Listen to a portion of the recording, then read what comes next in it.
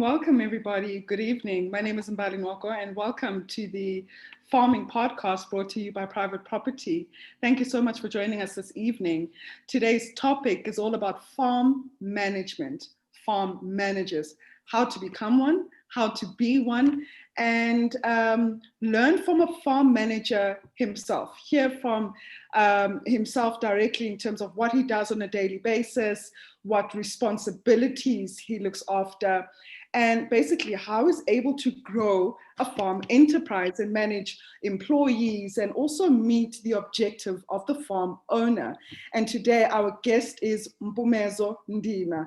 But before we get to him, I still want to encourage you to please take part in our competition that we have running for the next 12 weeks. It's called the Sherlock Holmes competition, where you will have to check on our website and follow the riddles leading to each property.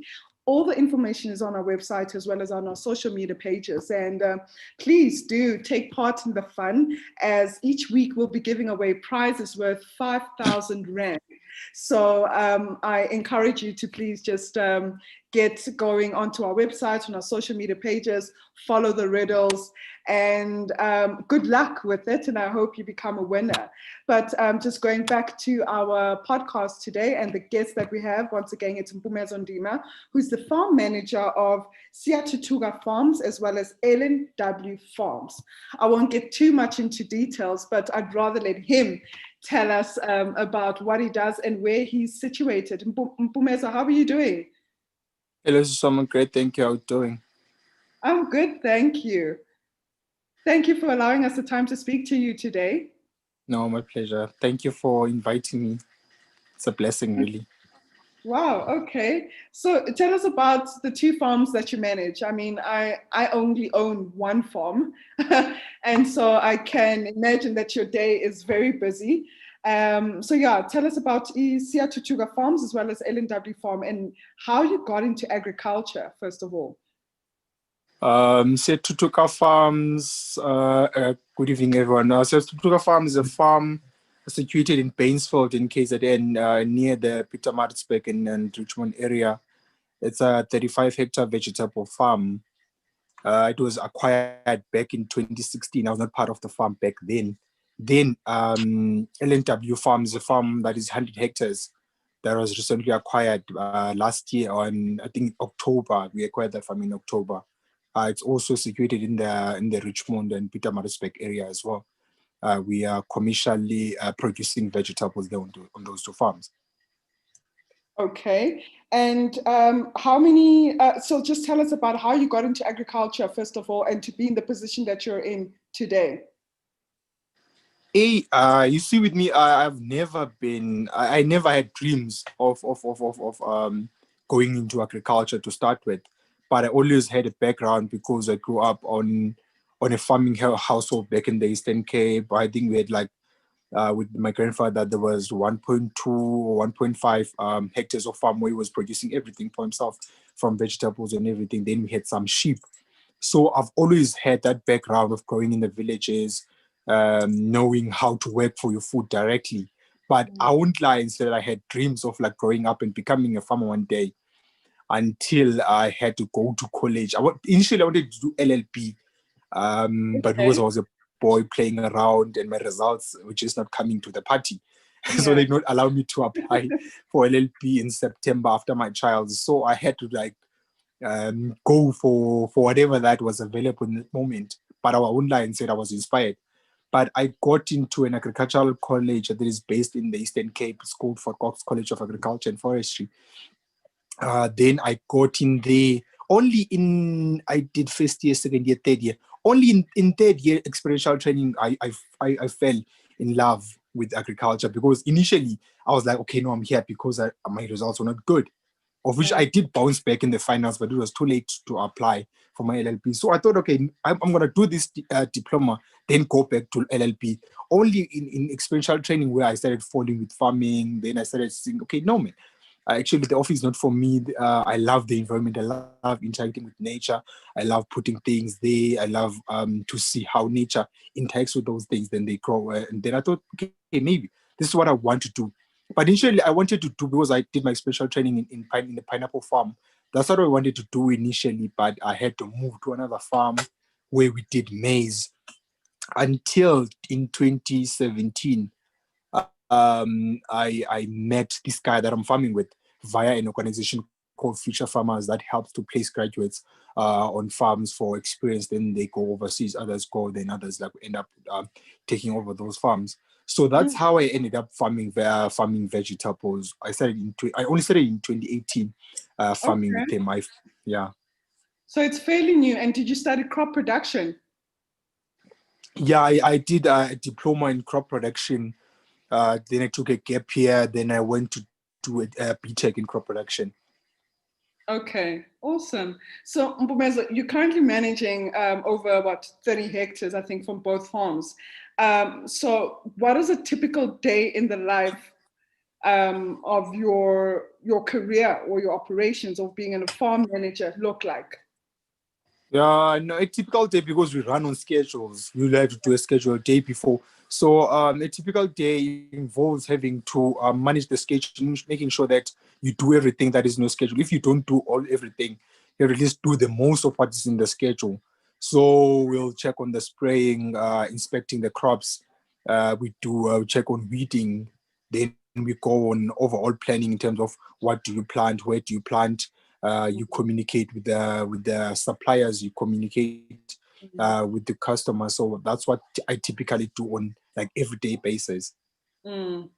So, as a Yeah. farm manager, do you get the directive in terms of which crops to plant and where from the farm owner, or do you advise and say, you know what, because you studied agriculture, you've got the background of agriculture, you had experiential learning, do you then decide and say, okay, we need to do a soil and water test in this particular plot, and right now I'm looking at the market prices, maybe lettuce is booming, rather let's plant lettuce. So do you inform your direct superior or direct line manager to say, this is what I should plant, or this is what we should plant, rather? Or do they tell you that, okay, this is what we're going to specialize in, therefore go forth with it, and then you come up with the production plan, the spraying program, the employees that need to work, and then make sure that the production is quite successful? So how does it really work? Luckily for us, this side, the market pretty much needs same thing over and over. You know that this season you're going to be doing this and this and this. The market is going to be taking this and this, and that has been pretty consistent. So it's no matter of saying that, okay, this didn't perform, so we need to like see what's going to be more productive, or what's going to be more viable in terms of incomes and everything. You just know that, okay, no, this season you're going to do A, B, and C and D, and it's stable and it's always consistent. You know that, okay, no, this is going to yield so much money on this season. But we do experiments here and there. You'll say that, okay, look, I spoke with this other guy because he has a larger network than me. He said that, no, I spoke with this guy. He's saying this and that might work. Then that's when you'll give me a directive. Okay, look, okay, since we're going to be starting this new thing, we're going to do it here and then there. But more or less, what guides us, me and him, is the market, which is pretty much stable. We know that in winter we're going to do this each and year in year out is pretty much of a routine. Okay. And is it the same on both farms? Yeah, I know it. No, it's same on both farms. We're just expanding quantities. That's what we did. We're not doing anything different on this farm. but we might start like livestock very soon. But currently, we're just doing the same things, just expanding the quantities and our customer base.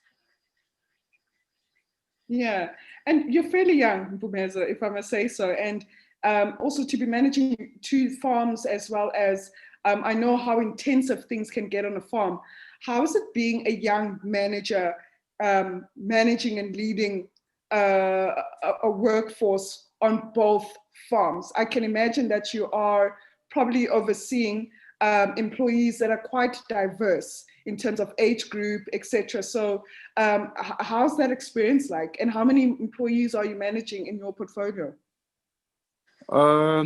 Currently, I'm managing 35 permanent workers, and then I think another odd 30 seasonal workers. So how we go about trying to manage everyone and integrate everyone as one is to make sure that you reinforce the spirit of teamwork. That's how we basically win.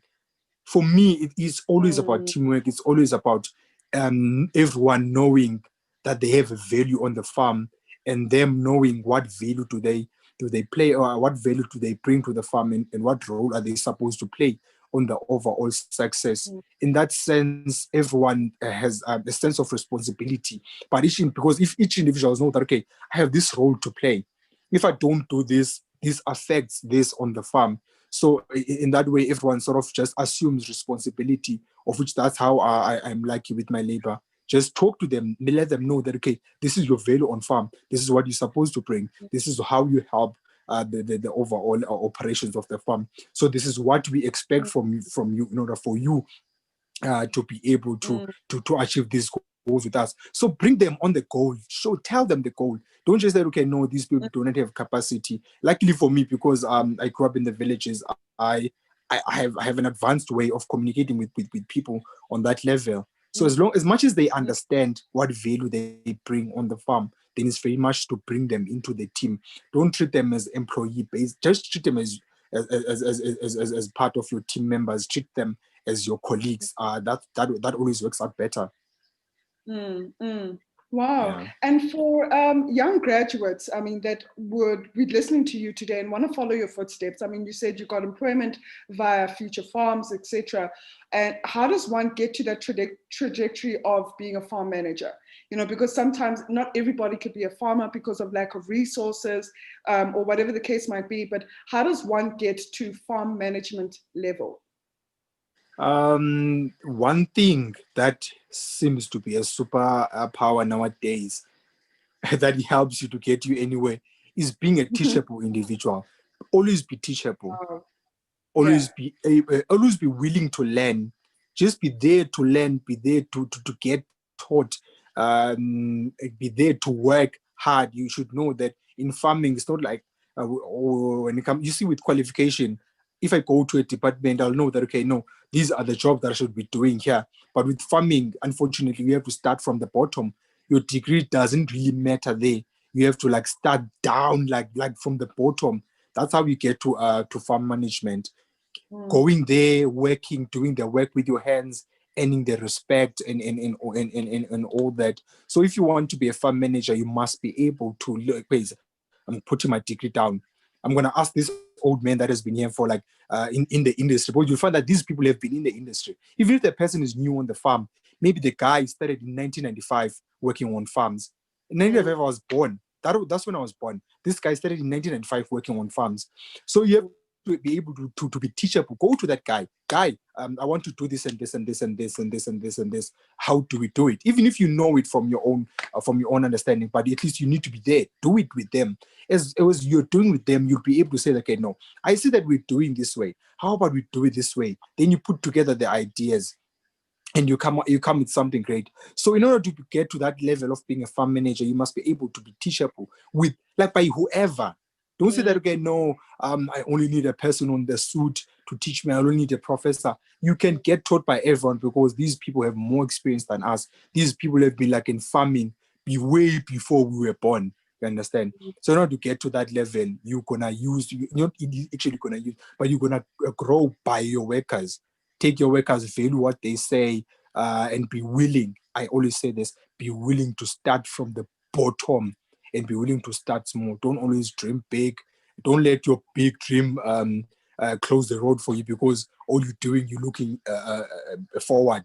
You must be able to go there, look into the processes, take it step by step, step one, step two, step three, step four, and then let everyone help you. That's how I got to where I am. I let everyone help me. I came into the farm because I came as a trainee knowing nothing. I just knew theory and maize production and everything else. Had never dealt with vegetables. So basically, the farm workers taught me the work. I just had to like come with better ideas, reintegrate the ideas with mine, and try to come with something better. So the most important thing is to be teachable and be willing to learn. Start from the bottom always. Wow, thank you for that insight, Mpumezezo, because I think that's so good. I mean, being able to be taught new things, to also be adaptive as an individual, open to experiences and learning new things, and that's how we grow. And I know at the farm, anything can go wrong at any given point in time, and we're always learning. Those challenges and the setbacks, all those experiences teach us something new. So thank you for that tip. We've got a comment here from Facebook from Uzamile Ngumalo. He or she says, I'm in Durban and I've always wanted to study farming. However, there seems to be no institutions around Durban, and Pietermaritzburg is too far. So it's more of a comment. Do you know any good institutions in and around Durban that teach agriculture that you know of? No, it depends. Does the person want to do short-term courses, or does he want to do a full-on diploma? It just depends. But currently, I don't know any institution that is doing short courses. But me and this other guy, Masimbonge Fuma, we're trying to do that initiative where we're going to be having those courses. Then we have like some sort of a tour. Then we go there and shed some light on different aspects like Durban in the area, basically. Yeah. So that's maybe the guy can like follow me on Insta, and maybe when we start the initiative, we can start with him in Durban. But I don't know any institutions or organizations there that or any project that are running trainings on that side. But if he wants to like go for a diploma, like you'd have to go to KZN or Sidera if he doesn't want to move out of KZN. But in the Eastern Cape and other provinces, we have colleges. It depends where he wants to start. Does he want a short course, or does he want a diploma or degree? Sidara College before. It seems quite popular. Yeah, very much. You know, we are in a global pandemic, and you obviously mentioned quite a big workforce that you're managing, and I know Eastern Cape is also one of the regions that was quite well known as a hotspot with the global pandemic. And so, how has it been like really trying to reach business objectives, still manage employees during a very tough time? Because I can imagine with the workforce or the team that you're managing, some people have lost family members. And how do you become a leader in such difficult times? And how have you navigated through the pandemic, not only for yourself, but for your entire team as well as a farm manager? Yes, so on that part, I would say in the farm aspect, it has been, we have not been really hit hard in terms of people losing people. For instance, here on farm, we don't even have one person that was like affected by COVID-19 anyhow. Wow. So our labor forces like remain the same. I've not had anyone that had a sick relative or anyone that had gotten sick of corona or so for us in this region. I think because it's pretty rural, we have not been really affected. But then in terms of market prices and everything, yeah, we've been things have changed here and there. Because you see like things like lettuce, we used to make money from lettuce, but the price is not going to be the same, because isn't that now we are about priorities. We want to eat what's going to make us full. So in terms of luxuries like lettuce, the prices are definitely going to go down, because people are eating less lettuce and more cabbage, and people are eating less green peppers and more uputu and other things, because people are like struggling out there. So in terms of market prices, we have not been having the best compared to other years. Honestly, we haven't, because of COVID-19. But otherwise, in other aspects, we have not like really been affected. Thank to God. Okay, so let's talk about that. Who's responsible for finding the market? Is it a manager's job to find more clients to sell crops to, or does that come given from the farm owner? No, the farm owner does more of the commercial sales because he has like a bigger market because he was a businessman before he got into farming. He Mm, didn't really have a background in farming, but he had a background in terms of other businesses. So his network is wider. But on the ground, when it comes to like doing on farm sales, it's me who's like responsible because we sell our cabbages on farms. Like we mm, sell like 90% of our cabbages are sold on farms. mm, About like 30% to 40% of the spinach is sold on farms. So it's my responsibility to do networking on that aspect.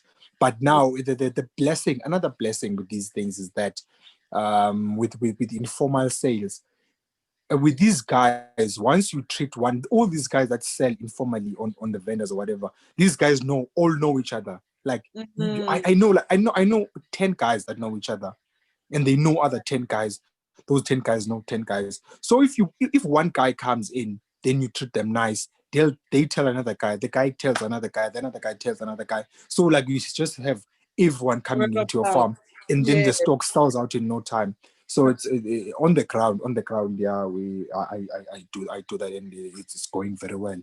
Um, it's going very well.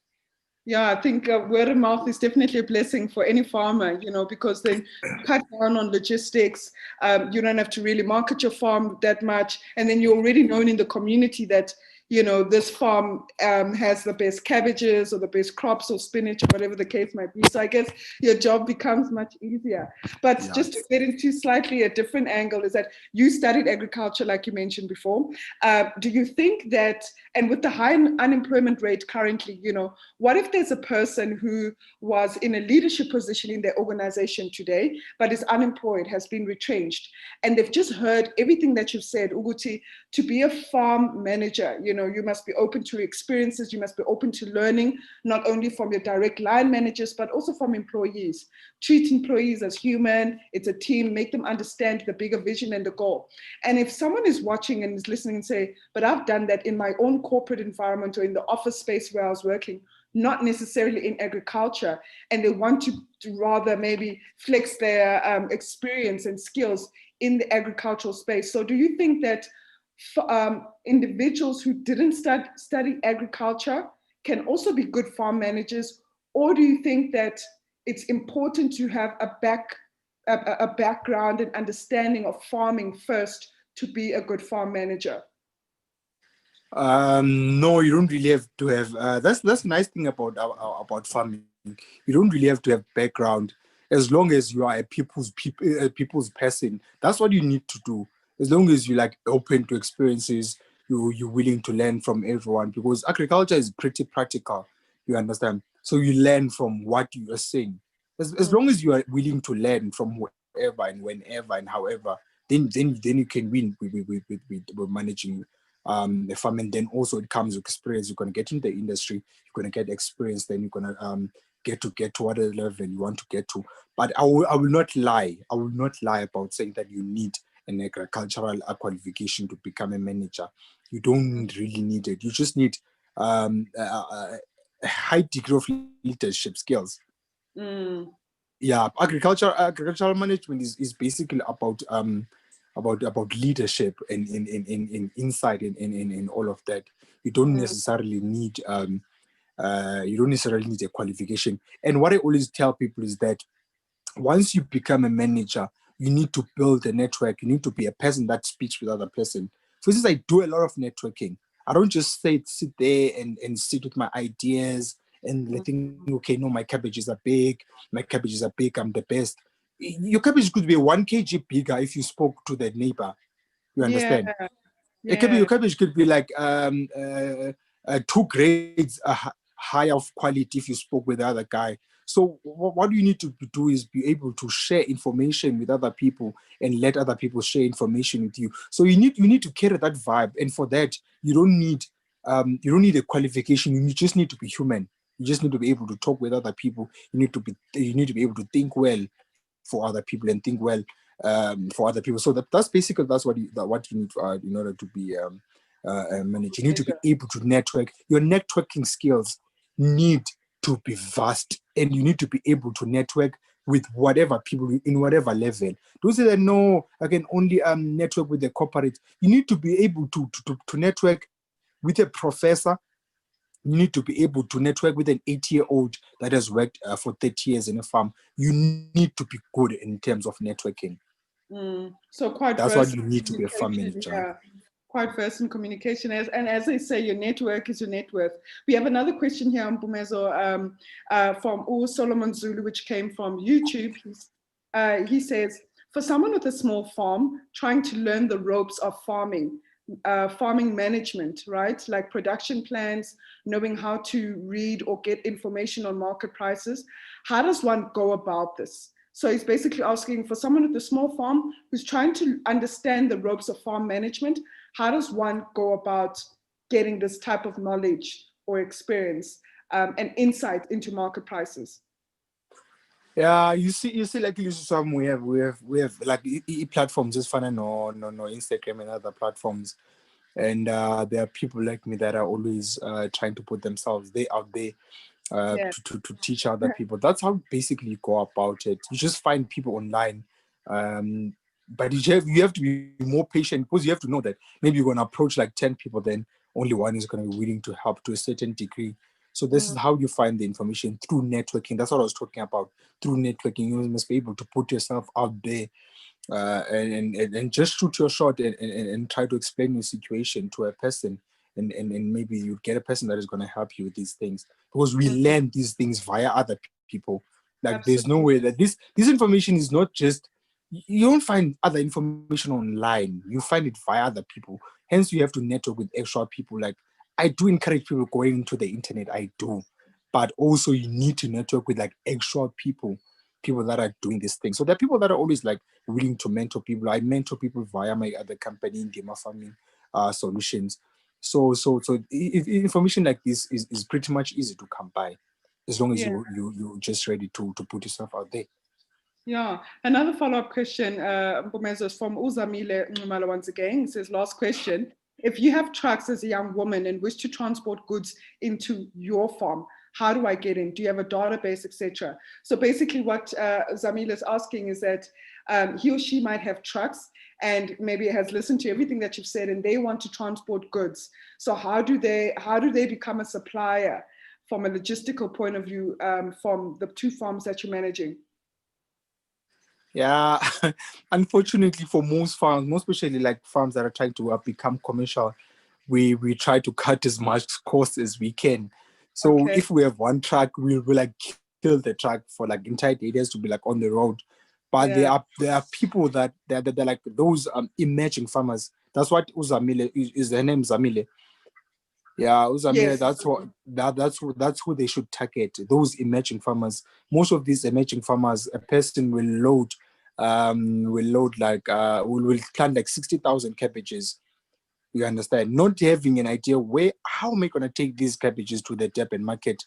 So if Zamile, that is basically the Zamile's market. Those emerging farmers with less with less infrastructure and everything. Hence, I always tell other people that it would be business. Also, if you like say I'm a company, I buy all the implements, then I approach those emerging farmers. Look, I'm gonna disc for you, do this and this and this and this for you. So because they don't have the infrastructure, most people are getting stopped with these things because of infrastructure. You understand? Another person will plant 10,000 cabbages because they have a van. They could have planted 60,000 cabbages, but it's a matter of how am I going to get these cabbages to the market?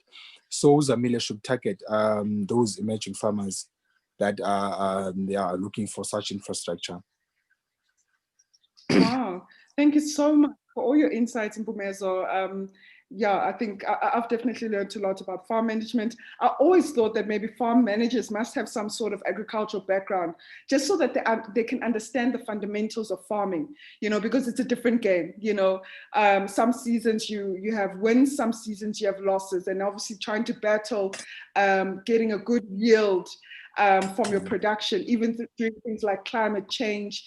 And I mean, we're hearing about farmers who are losing their livestock because of drought, because of theft. So I always thought, to be a farm manager, you must have some sort of experience or background in understanding the agricultural landscape or the farming landscape, because it is quite a difficult industry to be in, over and above than just having good skills of being able to network and communicate effectively with workers, but to be able to ensure that you meet your production. For example, if you know that from this hectare, I want to get 10 tons, you must have some farming background. So I always thought to be a farm manager, agriculture is key. You really just need to be hands-on, I think, at the end of the day. You just need to be hands-on. And the blessing about like social media, we live in the ages of social media. Like these things, like you could like remotely manage a farm, like stay in your house. Then you take a guy and tell them they're this. Then you call who and who and who. You write down. Then you tell the other guy, do A, B, and C, and D. Just by not you going there, just by calling the other person and finding out from them, okay, what can I do? What can I do? So that's a nice thing about like the fourth industrial revolution, is that you get to like access so much information. There's a pool of information to get, and there are different people that are looking and willing to help. That's a nice thing. There are like so many people that are going to say like, no, look, I'm good with soil, let me help. I'm good with vegetables, let me help. I'm good with diseases, let me help. If you take those people and like form a team, you understand. If you take those people and form a team, then you're done. You're done. You don't need like an actual like educational background to conquer these things, but you just need to be able to put it out there and network, and your communication skills they need to be like on point. You need the best communication skill there is.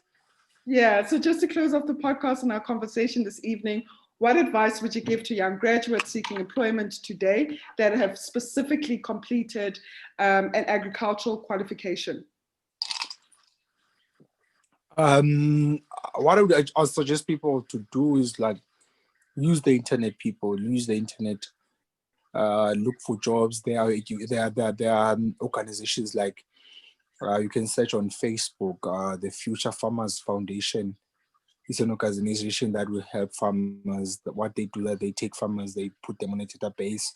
They try to source farmers around. So what Future Farmers has is a database of farmers and graduates.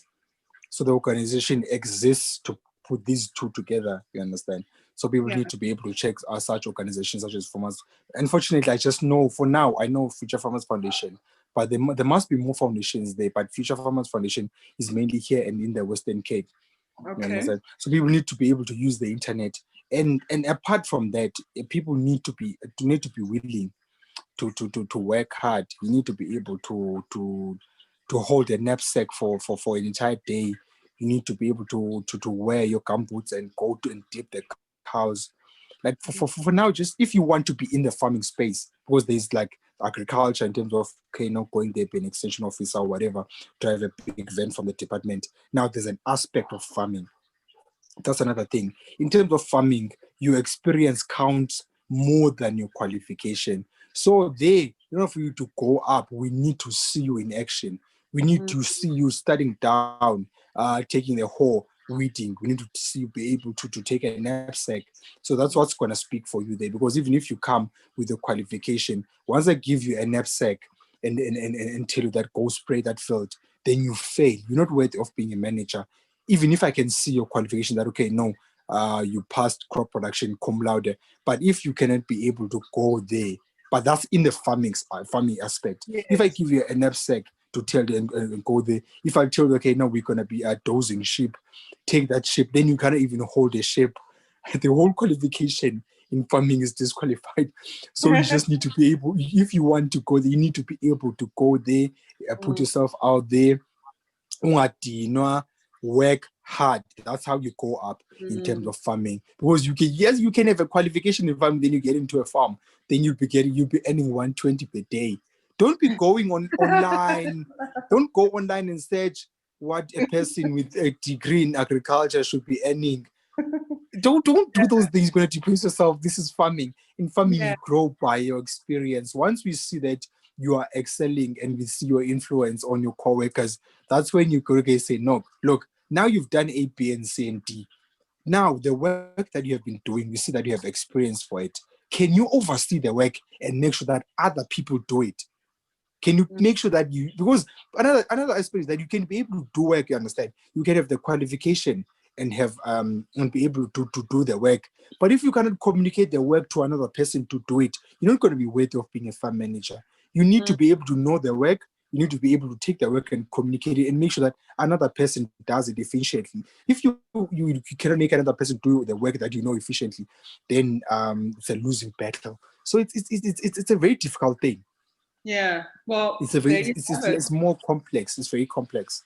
Yeah, so it's basically being able to take direction and lead other individuals to do what you expect them to do. So communication needs to be clear and effective, and there must be understanding of the importance of their roles on the farm. Yeah, and I thank you for that insight once again. But Mpumezezo, thank you so much for your time. I definitely learned a lot. I think what I can take home today is that firstly, to be a farm manager, you don't have to have an agricultural degree. You can also study agriculture, whether it's crop production or livestock, to, I think, propel your career as a farm manager. For young graduates out there seeking employment, they can use an organization which got you your first employment after you graduated, which is Future Farmers Foundations, where they link all unemployed graduates with potential employers in the agriculture industry. And furthermore, I think the biggest learning point that I took from our conversation today is that we have to make use of the internet, Google, social media, just being present online, whether it's researching information, whether it's learning new information, and whether it's connecting with other individuals, whether it's from social media or from articles that we read about farmers or farm managers, etc. It's about reaching out to those individuals, networking, understanding their enterprises, their operations, how is it that they got to where they are today, and any challenges that you are experiencing, whether you're a farmer or a farm manager. Network with individuals because you might get valuable insight and knowledge, and maybe just assistance from other individuals. So thank you so much for all these important key points that you've highlighted today. Yeah, and I wish you all the best for the week ahead. And I don't know if there's anything that you want to say last to the viewers or to the audience as we wrap up the show. All I want to do is that we are together. Number one, we there. We are there. We cannot. You see, this thing has started rolling. We do not. Nothing will ever stop this wheel as long as we are pushing it together. I'm there to help to whatever capacity that I can.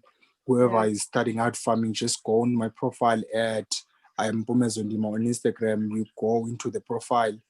You go to, there's a link there with information, like or the Dropbox information. You go there, you click the information that is there.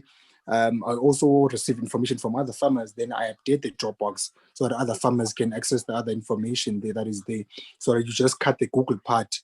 So we give you the specific, instead of like going and going on Google to look for something that is general. You go straight into my profile, you go into the link, you get all that information. We are together. Wow. That is how we're going to grow the industry, through networking and the ability and being able to help each other. Because I always say that, you know, that I rather have 500 emerging farmers than have 20 elite black farmers. That's essentially what I'm working for. You rather have 500 emerging people that are trying, rather than like creating an elite group of 20 people that are prominent in the industry. You understand? So like, let's help each other, and also let's be patient with each other. That's what I'd like to put out there, because we are all busy at the same time. We are full-time farmers. If we don't answer the inbox, we say no, I'm discouraged because so and so did not reply into my note. Like people are busy. People are busy. Let's be patient to one another. Let's help each other. Let's be good to one another.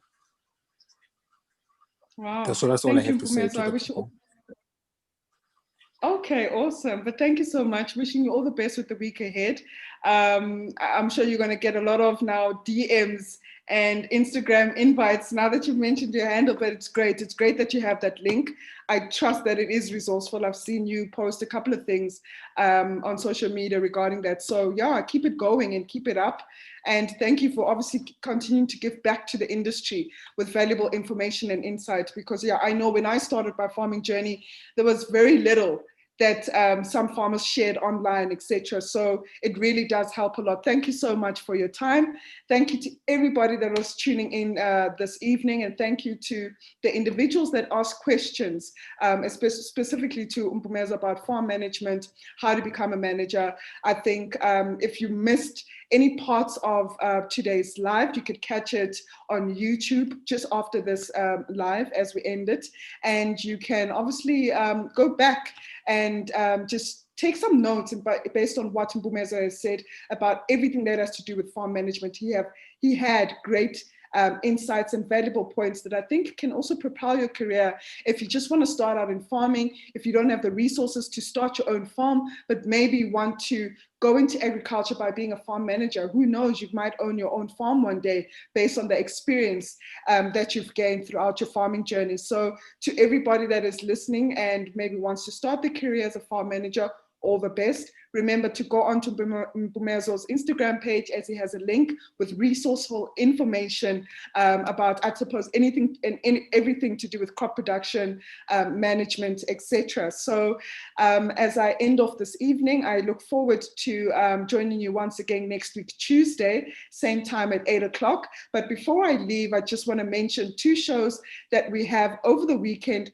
One is the Home Shopper Show at 1 p.m. presented by Chad, as well as the Show House, which will come at 4 p.m. And then tomorrow, Zama will be closing off the weekly podcast during the week with her daily live podcast. And she discusses everything and anything to do with property, more technical information. So for me, this is goodbye and good night, and I will see you next week, Tuesday. Thank you so much for joining us. Take care.